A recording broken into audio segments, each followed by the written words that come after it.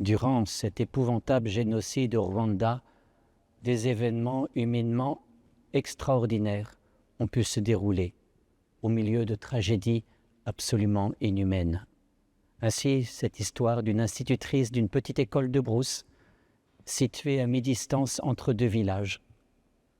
Un matin, un enfant court avertir l'institutrice qu'une dizaine d'hommes armés de machettes se dirigent vers l'école, dans le but évident de massacrer les enfants Tutsis.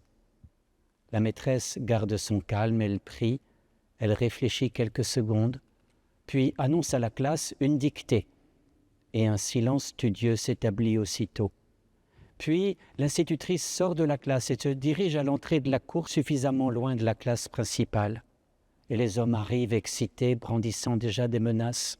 Elle les regarde, mettant seulement le doigt sur ses lèvres, leur ordonnant de ne pas faire de bruit. « Chut, pas de bruit, c'est le moment de la dictée. » Les hommes s'avancent vers la classe, penchent leur tête à travers la porte et voient les enfants concentrés, en train de recopier la correction de la dictée dans un grand silence. Les hommes se concertent rapidement au dehors et repartent eux-mêmes en silence.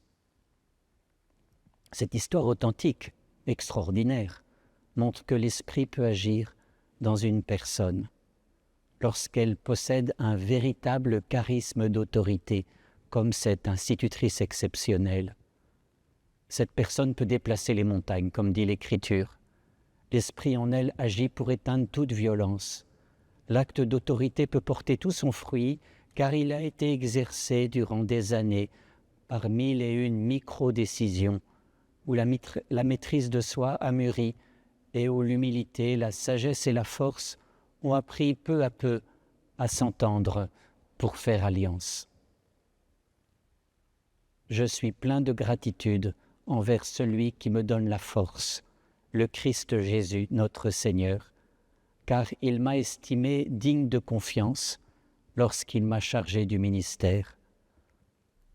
Car ce n'est pas un esprit de peur que Dieu nous a donné, mais un esprit de force, d'amour et de pondération.